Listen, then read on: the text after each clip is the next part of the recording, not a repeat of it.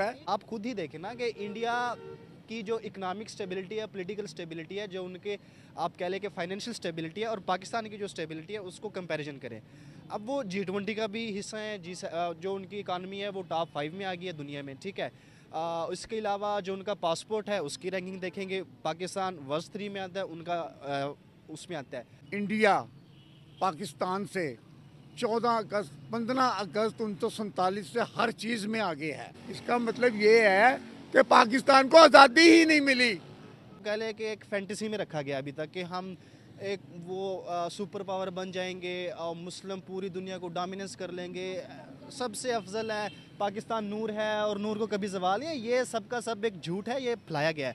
हर angle से गंदा करने की कोशिश करते हैं कि अवाम ये लोग ही बुरे हैं, लोग ही गंदे हैं, ताकि हमारा इमेज इस्लामिक कंट्रीज़ में भी ख़राब हो और इंटरनेशनल लेवल पे भी ख़राब हो। फॉरेन पॉलिसी वो 3 चीज़ों पे डिपेंडेंट होती है। आपकी डोमेस्टिक पॉलिसी, यानी आपके जो डोमेस्टिक हालात हैं वो कैसे हैं। आप डोमेस्टिक ही स्टेबल नहीं है। हमारी फॉरेन पॉलिसी इंडिपेंडेंट है।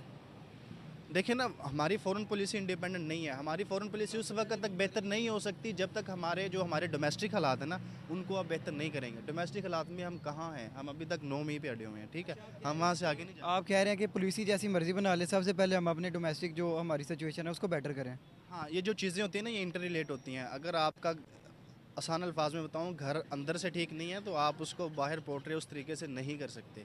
तो आप जो तो हम कहते हैं कि इस्लाम के अलावा कुछ नहीं है, ठीक है। इस्लाम पहले, उसके बाद ज़मीन जो है, सरजमी, ये धरती, जो भी कह दे इसको, ठीक है। अब जब इस्लाम पहले है तो इस्लाम को हमने रिप्रेजेंट करना है ना बाहर जाके। हम किस लफ्ज़ों में, किन चीज़ों में कर रहे देखिए हैं। जी, इसको हम सिर्फ ये नहीं देखेंगे, हमने इसे देखना है इंटरनेशनल स्नैरियो में, पूरे स्नैरियो में हमने देखना है। जो ये बच्चा कह रहा है ना, इसमें ये सब पॉलिसियाँ तो सुपर ताकतों की चलती हैं। तो सुपर ताकतों के पॉइंट से इस वक्त इसमें इन्वॉल्वमेंट अमेरिका की तो है, इसराइल की तो है। क्यों कर रहे हैं इसको? असल में यहाँ पर वो पाकिस्तान जो है ना, एक जो ग्रुप है हमारा दुनिया में, इस्लामिक ग्रुप जो है, उसको वो सबसे मजबूत मुल्कों में जो 1 2 3 मुल्क हैं, वो तुर्की, पाकिस्तान, ईरान, एक आधा आप सऊदी अरब को गिन लो माली लिहाज से, बाकी फ़ौजी ताकत के लिहाज से तो तुर्की, पाकिस्तान और ईरान ही है। चले इंडोनेशिया, उस इलाके में इंडोनेशिया भी है। इनको वो लोग कमज़ोर करना चाह रहे हैं। सबसे ज़्यादा कमज़ोरी जो है ना, तुर्की और पाकिस्तान और ईरान को करने से इस्लामी ब्लॉक को कमज़ोर करना चाह रहे हैं। जय हिंद साथियों, किसी भी देश का एक सच्चा नागरिक वो भी है जो कि अपने देश की स्थिति को वैसा ही बोले जैसे कि उस देश की स्थिति है।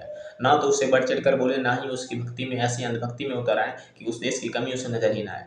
अभी आपने देखा कि वो किस तरह से, जो युवा है वो किस तरह से अपने देश की सच्चाई को बता रहा है, और वो बता रहा है कि भारत इतना आगे जो है इस समय बढ़ रहा है, क्यों आगे जा रहा है। मैं ये नहीं कह रहा हूँ कि भारत इस समय बहुत ही आगे जा चुका है, विकसित बन चुका है, नहीं, लेकिन भारत अब उसके मार्ग पर बढ़ चुका है। विकसित, विकासशील, जो कि कई वर्षों से सुनते आ रही है शब्द, लेकिन विकसित होने में अभी भी टाइम है। क्योंकि इंडिया का जो इस समय है मेन मुख्य है जनसंख्या पर नियंत्रण करना और जनसंख्या को सही मार्ग पर लाना, जो कि एक चुनौती है, जो कि देखते हैं किस तरह से इंडिया पूरा करता है। लेकिन पाकिस्तान में जो हालात इस समय उनके वर्तमान में चल रहे हैं, चुनाव से लेकर बाकी, उनको इतना खबर आ रहा है कि इंडिया ने कभी ओमान से समझौता किया, कभी कतर से, कभी कुवैत से छुड़ा लिए सैनिक, कभी इतने संबंध देखते हुए पाकिस्तान के जो लोग जलते हैं इंडिया से, उनमें खलबली मची पड़ी है। और नेता तो वहाँ के हर नेता ही लगभग इंडिया से जलते ही हैं और संबंध खराब करने की सोचते हैं। बस चुनाव के वक्त ये कहते हैं कि इंडिया से संबंध हम अच्छे करेंगे।